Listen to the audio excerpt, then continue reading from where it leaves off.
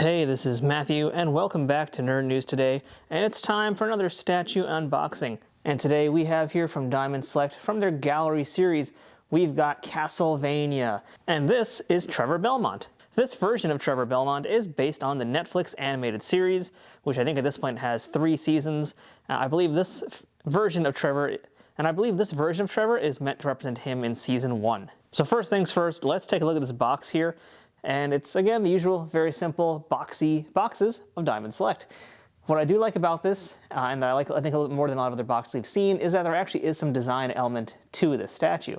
So we've got this red and black color scheme, we have the Castlevania logo, the white with Trevor's name, which really helps it pop. But what I especially like is on the sides here, where we can kind of see a little bit of what's meant to be the castle. And that big blood red moon on top with bats flying around it. That's very nice. It's very subtle, but I do appreciate that. And of course we can also see we've got a bunch of different windows into the packaging. We've got the front, we have a window on the left side and on the right side, or right side, left side, depending how you're looking at it. And of course we have the diamond sunroof. Now let's take a quick look at the back as well, which has a really nice photo of what the statue is going to look like in theory once it comes out of the box. And we have a really nice little simple bio about who Trevor Belmont is. We're also reminded that this is a PVC figure diorama, not a resin piece. And it also gives credit where credit is due, because this piece here was designed by Caesar and sculpted by Rocco Tartamella. And just a weird thing to note, I think this is the first time we've looked at any statues that were licensed by Netflix as well as Frederator Studios. So that's just kind of fun. But yeah, we're not here to look at the packaging, are we? So let's go ahead, crack that whip, and take our Trevor Belmont out of the box. And here is our Trevor Belmont statue now out of the box.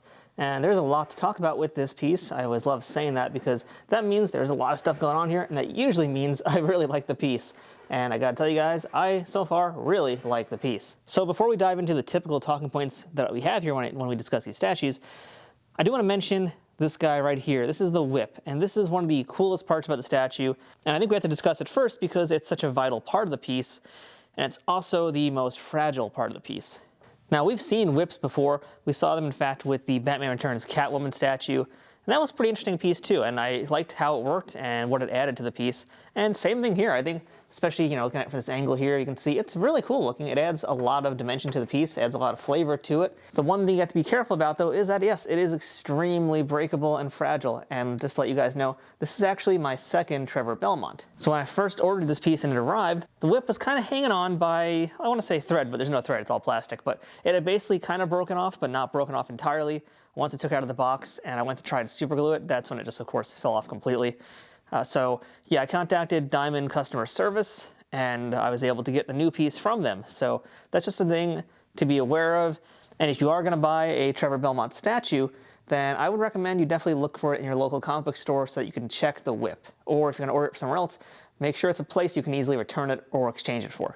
But we'll talk more about this whip in depth in a few moments. But first, I want to talk about some other key points here with the statue, and that's going to be, of course, the look of the statue.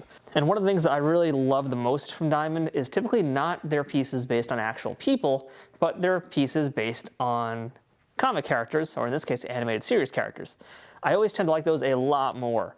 And I think they usually get those likenesses and the key elements of those characters much, much better than they do with actual actors. Not to disparage any of the sculptors or designers, but when you work with a $50 price point and you're trying to do something photorealistic, it can be a little difficult. When you got characters here like Trevor Belmont who are animated and therefore have a different look and feel to them, you've also got a little bit more freedom to how you sculpt them. And I think in this case here, they did an excellent job on Trevor Belmont's face, on his costume, on the colors. I think they pretty much nailed this. They've got a really great expression on his face. I really, really dig this expression a lot.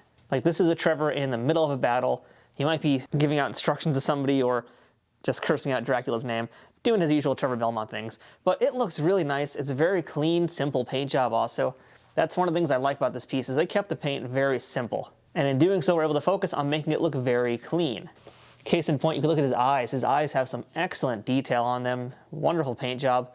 We've got the blood red, we've got his scar on his cheek. Again, looks very clean, very show accurate, I would say as well. I think they pretty much got his look down. And same for the hair too.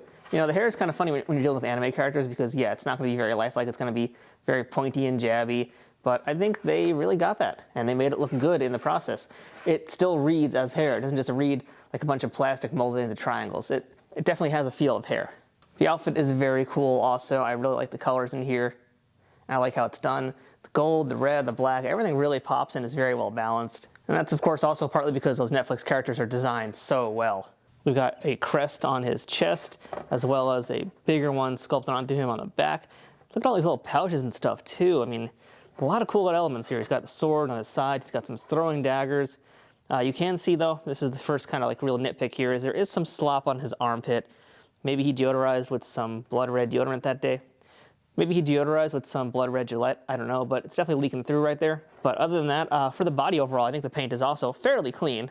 And there is a lot of paint depth going on here. So if there is some more schmutz, I'm willing to not necessarily let it slide, but be a little bit more lenient because there is kind of a lot more going on in this color-wise than a lot of other statues we've seen. And more so, the other details here are fairly clean and well executed enough that I don't feel like it's that big of a deal. Plus, you're not going to see that much. Now, as for the pose of the statue, I think it's really nice too. This is a lot of energy. It's a very action-packed, energetic pose. We've talked a lot about how Diamond does a very well job usually capturing energetic poses. And I think this is a really, really good one too.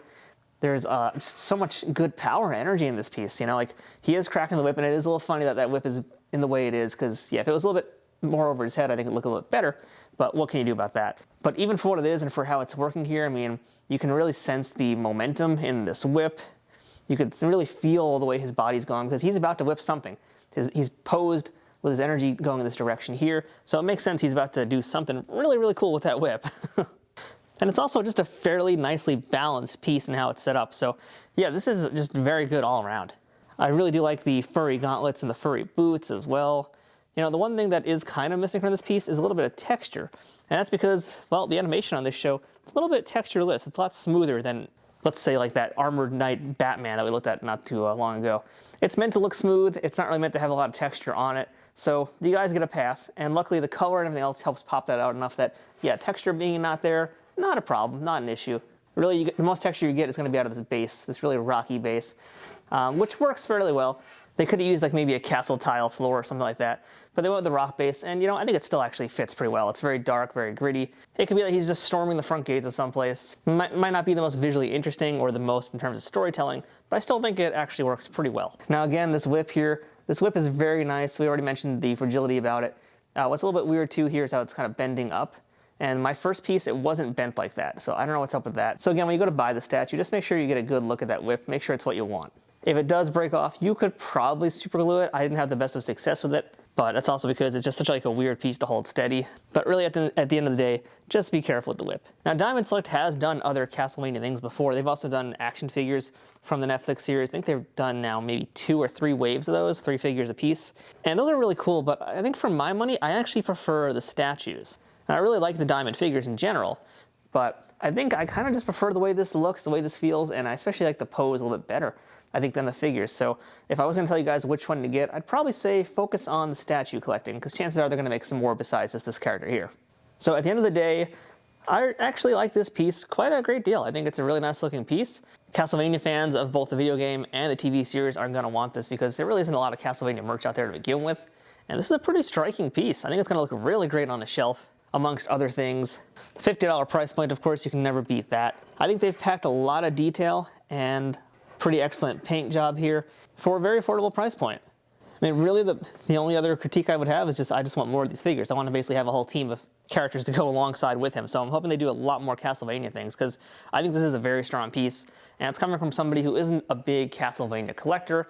I like the games, but I don't really collect a lot of merch, and I'm not like crazy hardcore about it.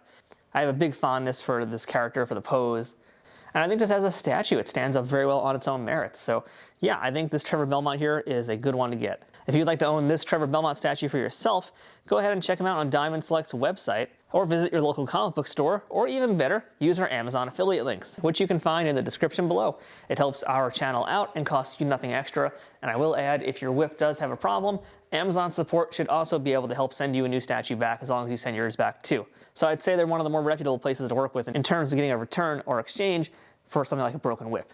If you're new to the channel, please subscribe to us to see all the other content we do here, statues, action figures, and everything else. And if you're a Castlevania fan, give this video a thumbs up. So until next time, I'm Matthew from Nerd News Today. That's our look at Trevor Belmont from Diamond Select's Castlevania PVC figure diorama series. Hope they make some more because this guy looks a little bit lonely. And you know, if they do make some more Castlevania pieces, we're going to be taking a look at them on this channel.